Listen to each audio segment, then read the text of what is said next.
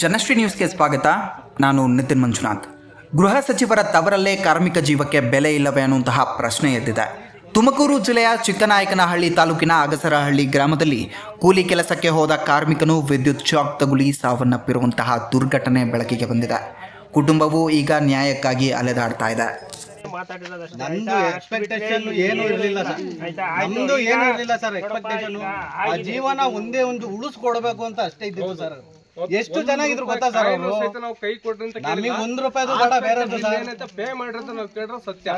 ಅಗಸರಹಳ್ಳಿ ಗ್ರಾಮದಲ್ಲಿ ಜಲಜೀವನ್ ಮಿಷನ್ ಯೋಜನೆಯ ಕೆಲಸ ನಡೆಯುತ್ತಿತ್ತು.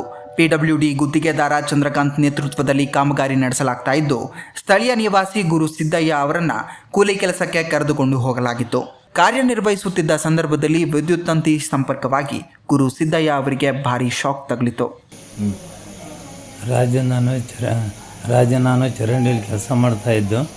ಹೋಗಿದ್ದೆ, ನಾನು ಮಾಡ್ದೆ, ನಾನು ಲೈನ್ಗೆ ಹಾಕೋಣ, ನಾನು ಇದನ್ನು ತಲೆ ಕೆಡಿಸ್ಕೋಬೇಡ ಅಂತ ಅಂದ.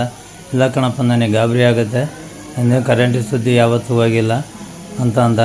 ಅದಕ್ಕೆ ಲೋಕದ್ದನು ನಾನು ಕಾಂಟ್ರಾಕ್ಟ್ರು ಇಬ್ಬರು ಜೊತೆಲಿದ್ದೀವಿ ಕಾರಣ, ನೀನು ಹಾಕೋಣ, ಅದೇನು ಬಂದರೂ ನಾನು ಇದ್ದೀನಿ ಅಂದ. ನಾನು ಹಾಕಿದೆ, ಆಮೇಲೆ ಏನಾಯ್ತೋ ಗೊತ್ತಿಲ್ಲ.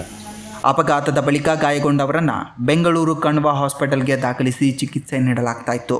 ಆದರೆ ಫೆಬ್ರವರಿ 5, 2026 ಗುರು ಸಿದ್ದಯ್ಯ ಅವರು ಚಿಕಿತ್ಸೆ ಫಲಿಸದೆ ಸಾವನ್ನಪ್ಪಿದ್ದಾರೆ.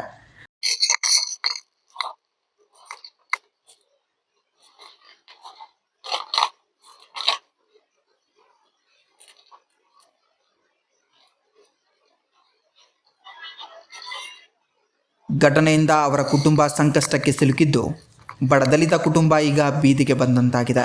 ಕುಟುಂಬದವರು ತಮ್ಮ ನೋವನ್ನು ಮೀರಿ ನ್ಯಾಯಕ್ಕಾಗಿ ಅಲೆದಾಡ್ತಾ ಇದ್ದಾರೆ. ನೀವು ನೋಡಿದ್ರೆ ಎಲ್ಲ ನೀವು ನೋಡಿದ್ರೆ ಸರ್, ಇದ್ರಲ್ಲಿ ಯಾವ ಪ್ರೆಷರ್ ಅಂತ ಏನು ಕ್ವಶನ್ ಬರಲ್ಲ. ಆಯ್ತಾ, ಇದ್ರಲ್ಲಿ ಯಾವ ಪ್ರೆಷರ್ ಬರುತ್ತೆ ನಾವು ಅಟ್ಲೀಸ್ಟ್ ಒಂದೇ ಸಲ ಕೇಳಿತು.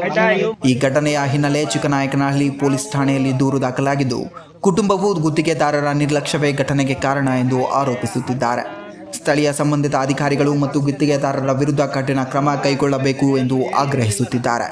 ಬಡ ಕುಟುಂಬಕ್ಕೆ ನ್ಯಾಯ ಸಿಗುತ್ತದೆಯೇ ಎಂಬುದನ್ನು ಮುಂದಿನ ದಿನಗಳಲ್ಲಿ ತಿಳಿಯಬೇಕಾಗಿದೆ. ಎಷ್ಟು ಚೆನ್ನಾಗಿದ್ರು ಗೊತ್ತಾ ಸರ್ ಅವರು.